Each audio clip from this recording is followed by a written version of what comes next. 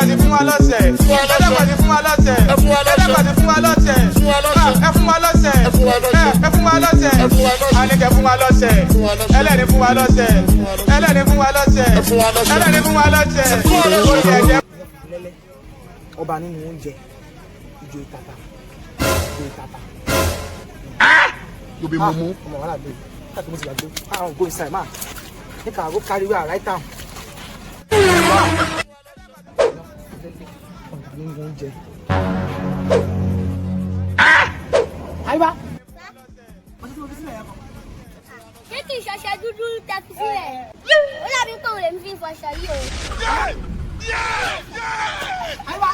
The earlier we realize this, the earlier every one of you realize it, the better.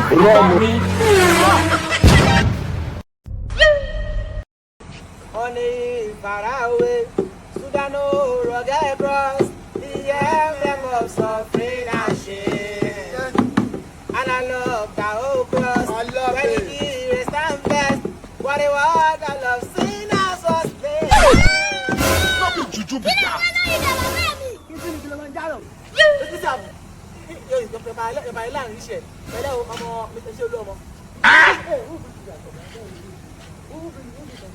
I don't know. I don't know. 1961. Tell us that one now. Is it the wine? That is it. Oh, Osileya. No. Go ahead. Move on. ẹlẹgbẹ́ náà wojú ọ̀rọ̀ lẹ́yìn ṣáwó láyé náà ṣọ́kà wáyé èmi náà lójú iná lẹ́nu ọ̀kadà yẹ́rìyẹ́rì èmi sango máa yàn wọ́ mo ti wá dé sí lọ́rùn bá ibi iṣẹ́ ní ọ̀run náà sáré iná. wọ́n sọ fún mi bẹ́ẹ̀ mọ́ bá ti Samuel. Oh shit! See, let me tell you one thing. In this life, Ogunbolaye, it's not everything we fighting about. You are doing your own, I'm doing my own. So you understand? So what time I get? What's up?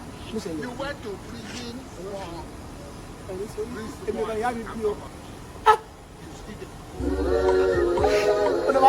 Ẹni sí orí mú ẹjọ́.